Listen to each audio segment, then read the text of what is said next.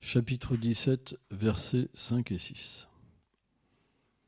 Rashaslavetam goram tapyam teyem tapo janam tam pam ham kara samyuktam kamam ragam barim vitam karshanantam charirastam bhutam gramam machetasaham mam shevantam charirastam tam vidya suram nichayam.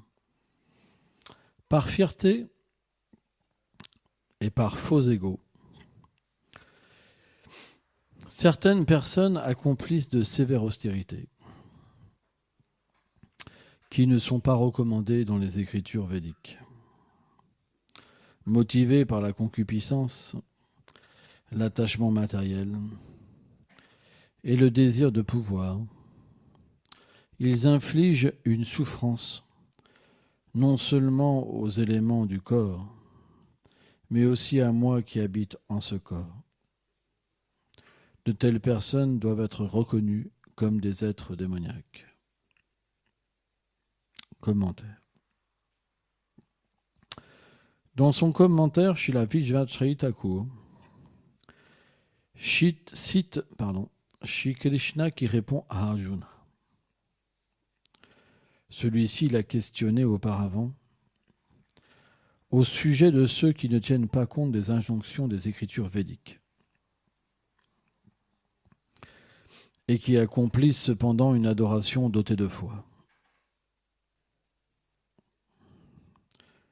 Donc il posa cette question à Krishna. Sont-ils vertueux, passionnés ou influencés par l'ignorance ? Maintenant, le Seigneur va répondre à cette question dans ces deux versets. La foi et le renoncement aux désirs égoïstes qui sont visibles en ceux qui accomplissent des austérités sévères, voire des tortures, qui créent de la peur chez tous les êtres vivants et qui accomplissent des sacrifices de façon non autorisée, sont observés chez les personnes qui sont dépourvues de la connaissance de la vérité contenue dans les écritures védiques. Le mot raga signifie que de telles personnes développent un attachement pour leur propre austérité. Et bala, la capacité à accomplir des austérités comme le démoniaque Hiranyakashipu, afin de devenir immortel et le maître de l'univers. Bon, on va s'arrêter là.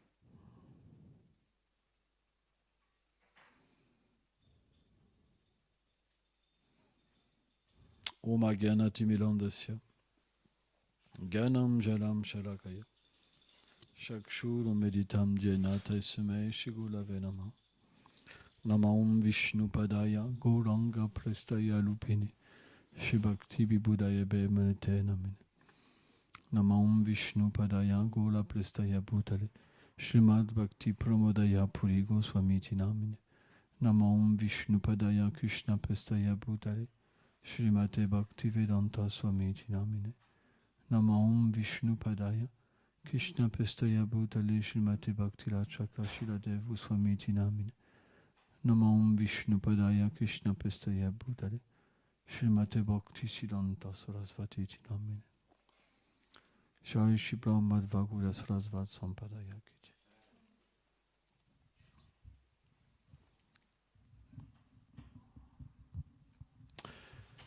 Dans le monde matériel,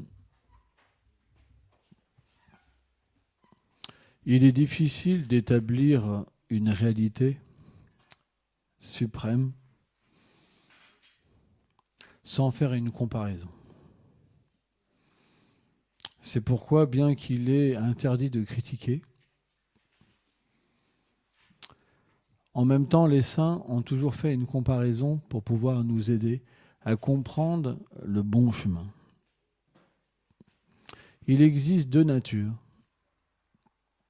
qui sont dans l'âge de Kali en tous les êtres, sauf les saints.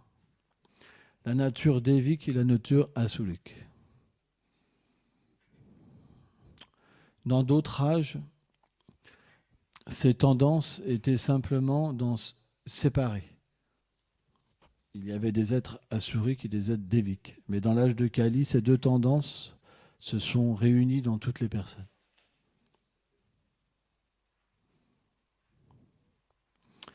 Et le principe de la nature divine, dévique, c'est que les êtres suivent, ont une compréhension que le Seigneur est une personne.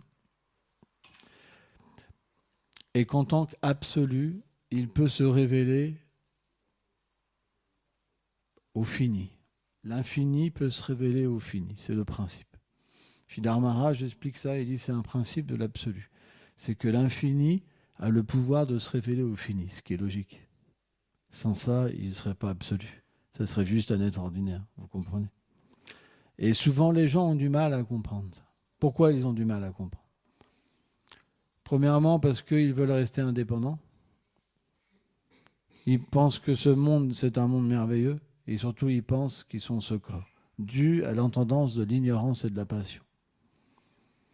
Donc, même s'ils ont besoin d'aide, parce que dû aux activités, les actes engendrent des réactions, même s'ils souffrent, au lieu de s'adresser au Seigneur suprême d'une manière authentique, ils créent leur conception de Dieu et leur rituel pour atteindre une destination supérieure.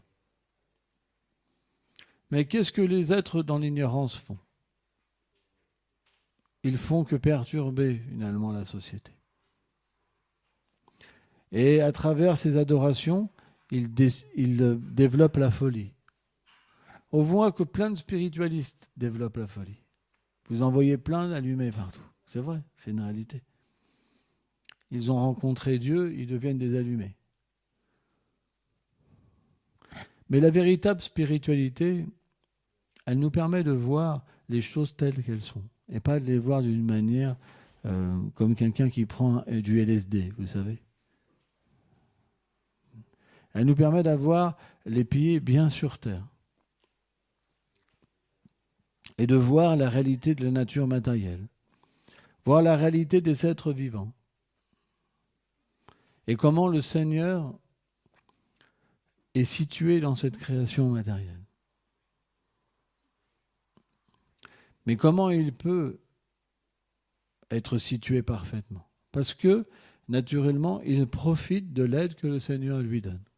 Or, la connaissance transcendantale qui est donnée par le Seigneur, elle n'est pas différente de lui.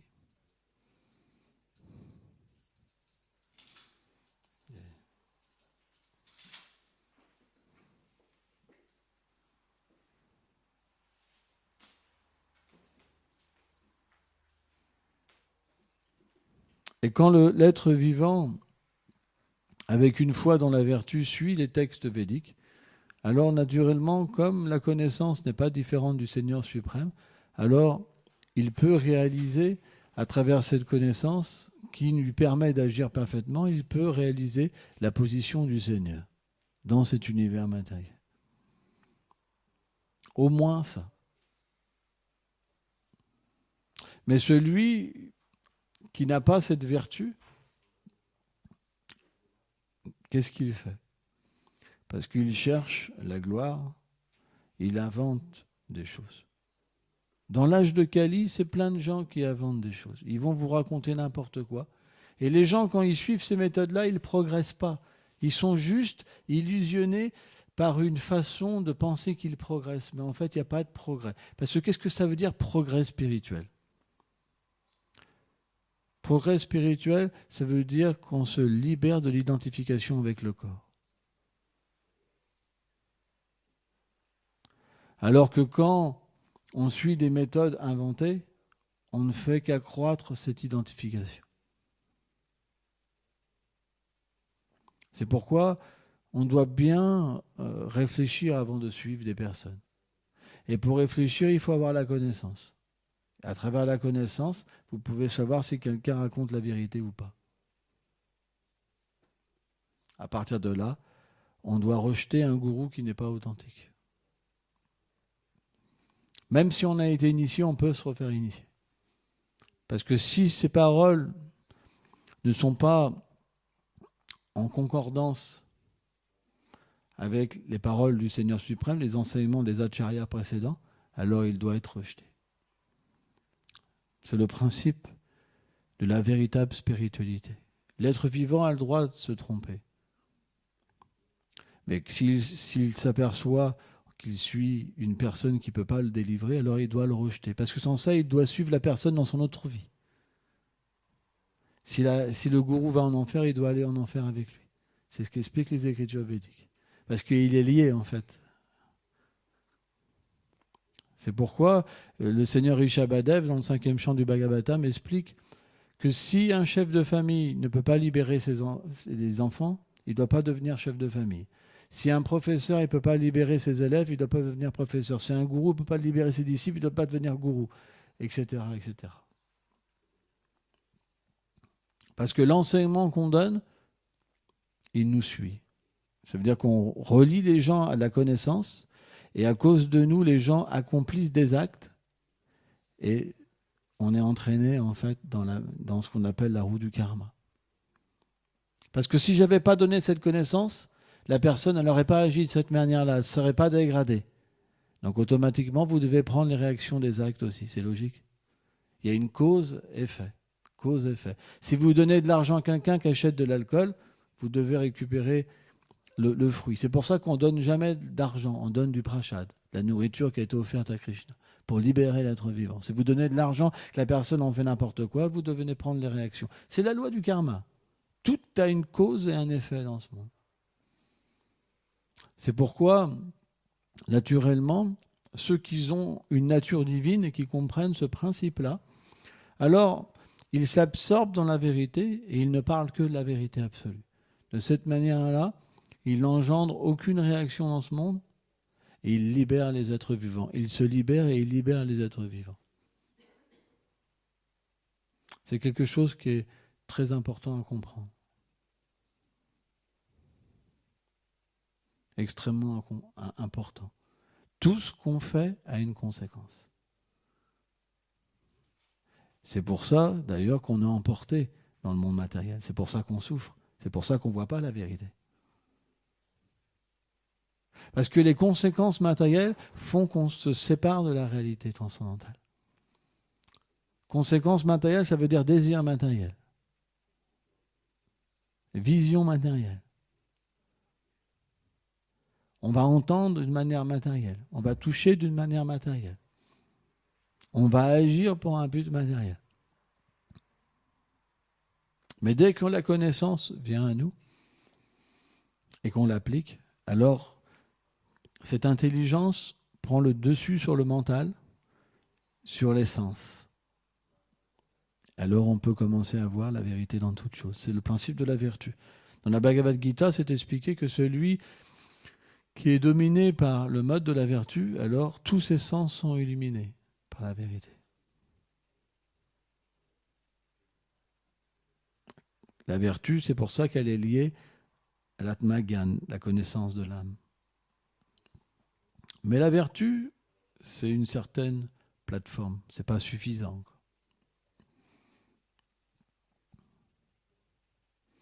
La vertu nous permet d'être comme un brahmana. Ça veut dire voir le brahman. Mais le brahman, c'est un aspect qui est indéfini. Ça veut dire qu'on peut comprendre l'effet, mais pas la cause, véritablement. Parce que la cause, elle ne nous est pas visible. C'est pour ça que Krishna a dit, même à travers la connaissance des Védas, on ne peut pas me connaître, véritablement. Pourtant, le Seigneur Krishna explique dans ce verset,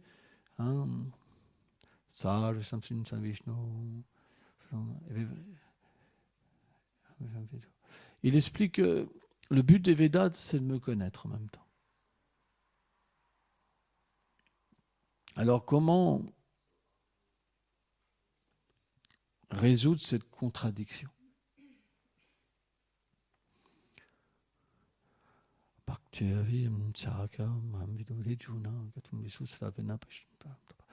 Le Krishna explique Arjuna, il dit seulement par la dévotion, la pure dévotion. On peut me voir tel que je suis.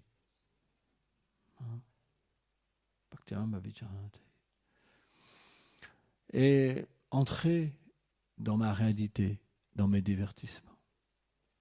C'est pourquoi la vertu ne suffit pas. Parce que la vertu, c'est une influence matérielle. Et on ne reçoit pas qu'une influence.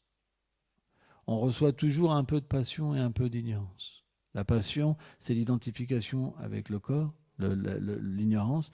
Et la passion, c'est la conception matérielle de l'existence. Le désir qui est dissocié du Seigneur suprême. Il y a toujours un tout petit peu.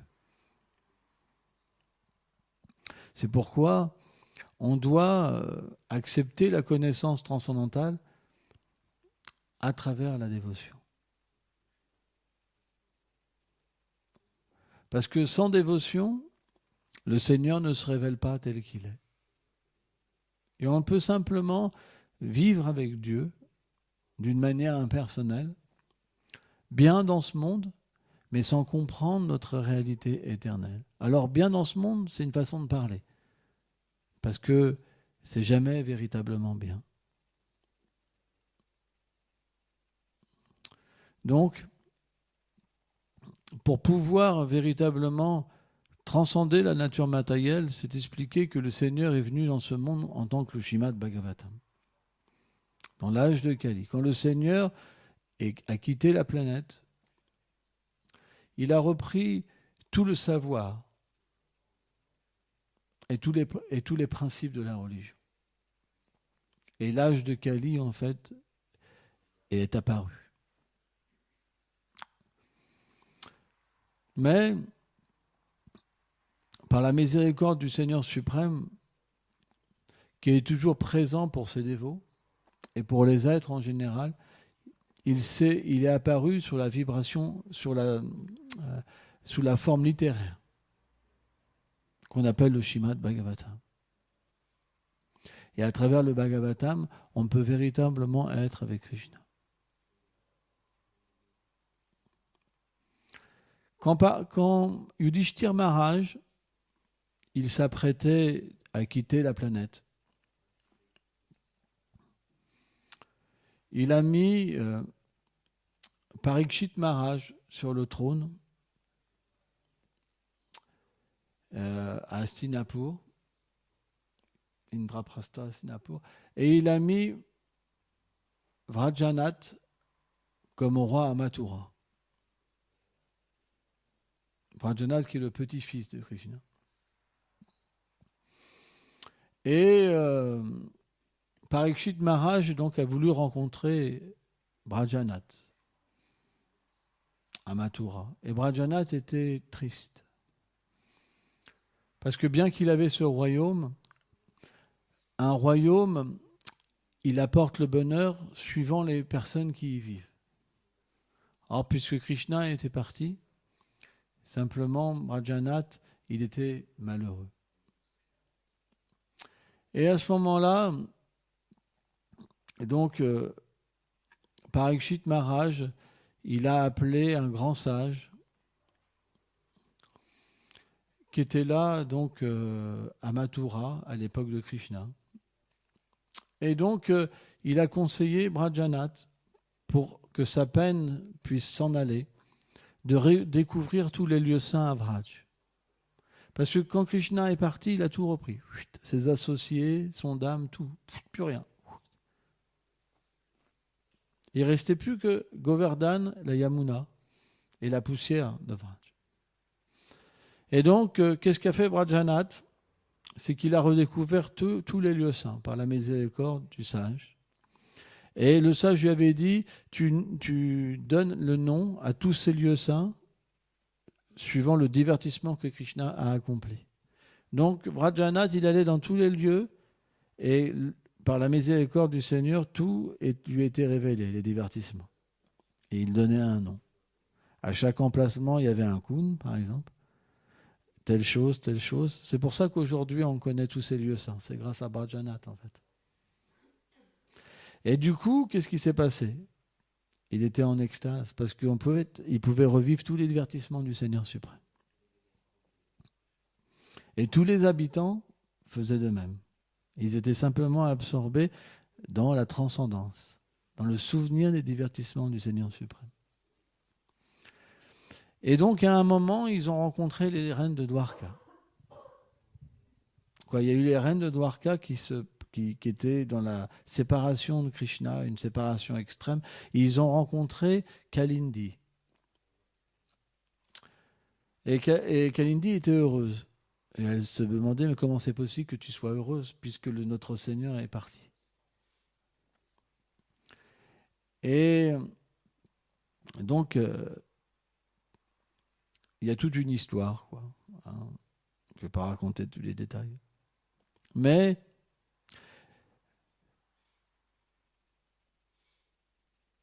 elle a expliqué qu'en fait, quand Uddhava était venu à Vrindavan, quand Krishna avait quitté Mathura, et que les habitants de Vrindavan étaient complètement immergés dans la séparation de Krishna, quand Uddhava est venu, il leur a transmis en fait l'enseignement de Krishna sous la forme du Bhagavatam. Et par le souvenir du Bhagavatam, en fait, les Vrajbasi, ils avaient pu en fait être avec Krishna. Bien qu'ils étaient en séparation, à la fois ils étaient en union avec Krishna, à travers le Śrīmad Bhagavatam. Et donc elle leur a expliqué qu'il fallait qu'elle fasse de même.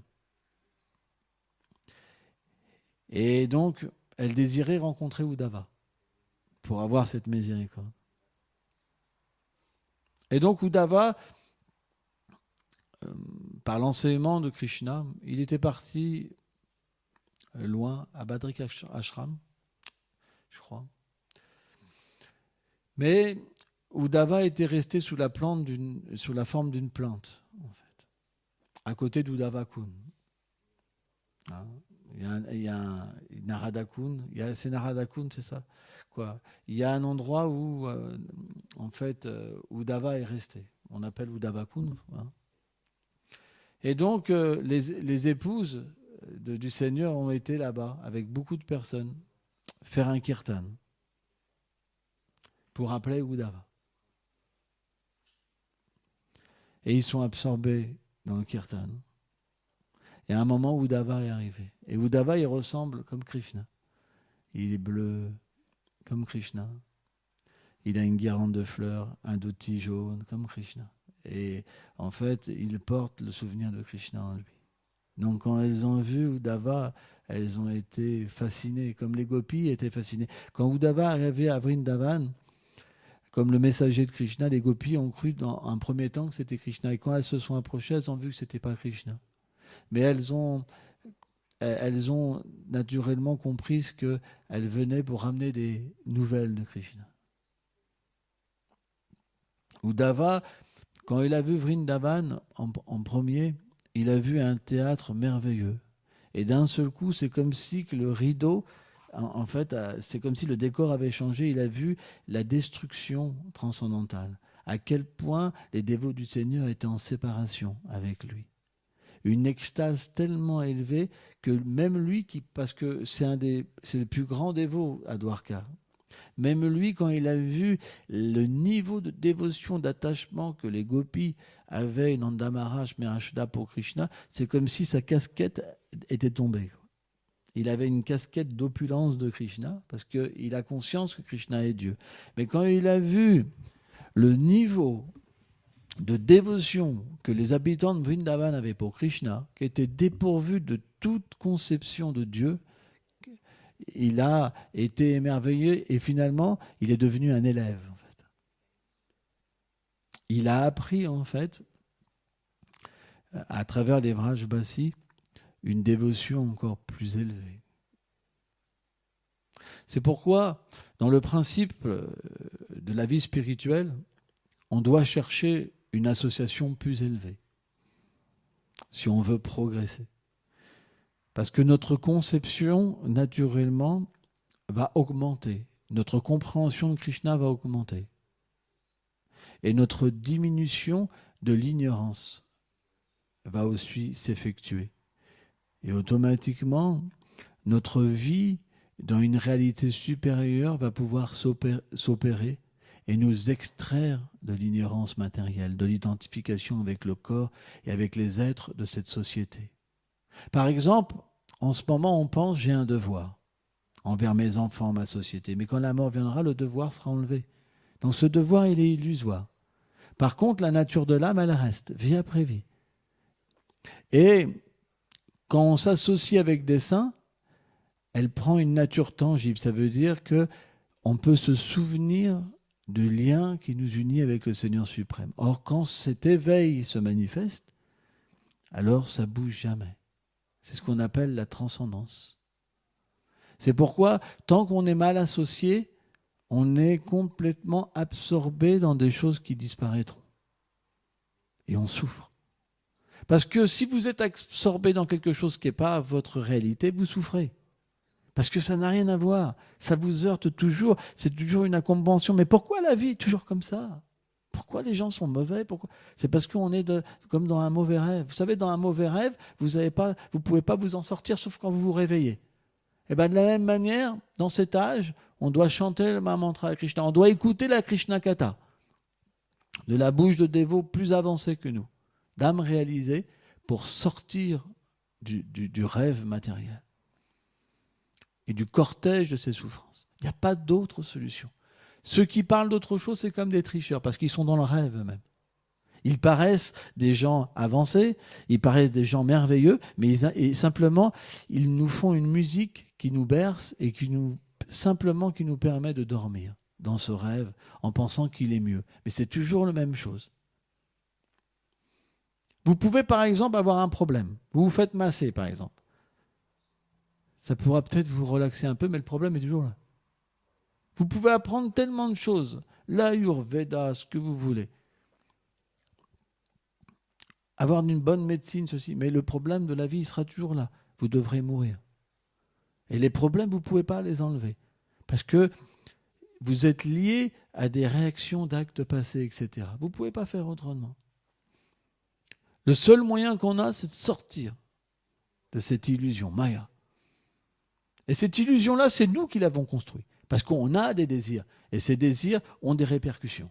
Ce n'est pas le Seigneur suprême. Le Seigneur nous observe. On a voulu être Dieu. On a voulu être indépendant de lui. Alors, on a manifesté ce monde quelque part. Quand le Seigneur crée le monde matériel, il y a deux éléments qui se manifestent. La prakriti, la nature matérielle, et les jivas. Et quand le Seigneur injecte toutes les âmes spirituelles, elles reprennent leurs actions selon la création passée. C'est que l'âme, c'est que la vie qui amène la création. La matière ne peut pas amener la création, elle est inerte. C'est là que les scientifiques se trompent. Même quand ils inventent quelque chose, il y a une cellule vivante. C'est pour ça, c'est des grands tricheurs. Ils disent qu'ils inventent de la matière, la vie, mais c'est faux. Il y a toujours la vie, en fait, dans la cellule. Il y a l'âme. C'est des grands tricheurs, en fait. La vie vient de la vie, elle ne vient jamais de la matière. Donc quand le Seigneur injecte toutes les âmes spirituelles, la création se met en mouvement. Mais pourquoi elle se met en mouvement ? Parce que les êtres ont des désirs indépendants du Seigneur suprême. Et le désir, c'est la vie sexuelle et la renommée. La concupiscence kama.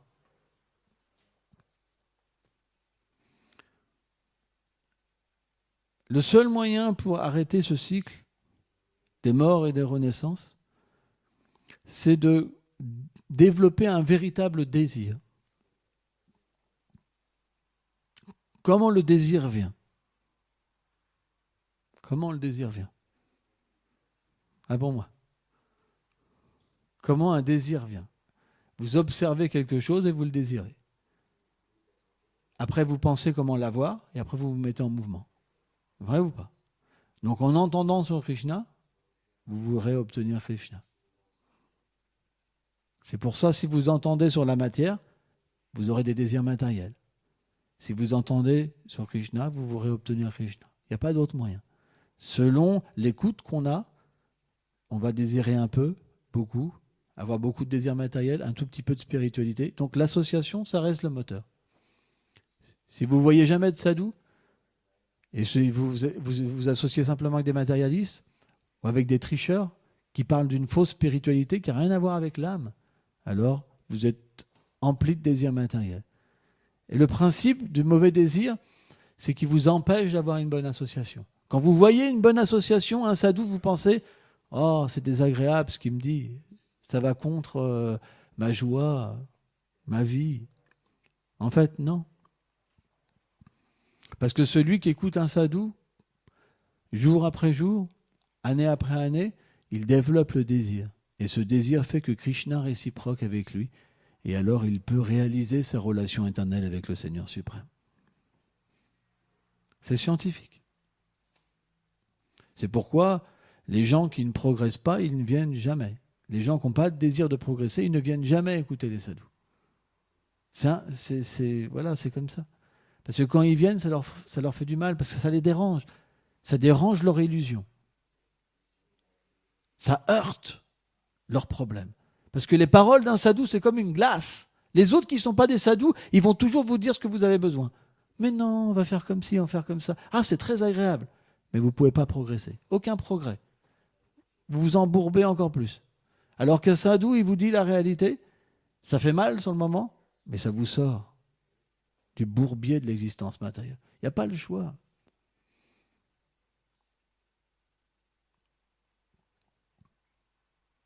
C'est pourquoi, naturellement, on doit vouloir, comme les reines de Dwarka, rencontrer quelqu'un qui puisse soulager notre existence.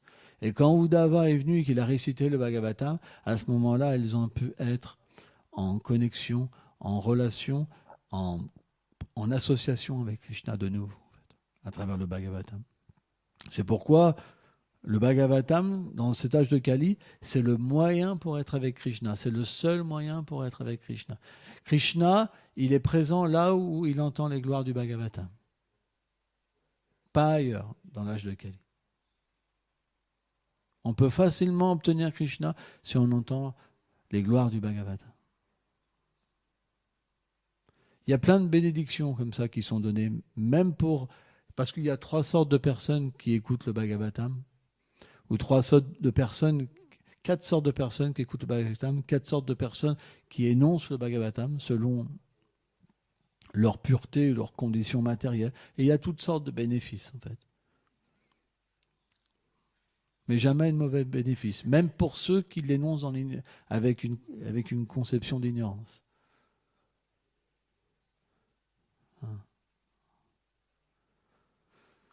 C'est pourquoi tous les jours, on devrait étudier Srimad Bhagavatam. Là, on va sortir bientôt le premier chant du Srimad Bhagavatam. Là, il a été fini d'être corrigé. Donc, Gopal Prabhu, il est en train de le mettre en page. Rasa Lila voit pour les peintures. Acharya Srila Bhaktivedanta Goswami Maharaj fait une introduction. Hein. Et Bhaktinandan Swami Maharaj aussi. Donc on va avoir 2 introductions de sadhu.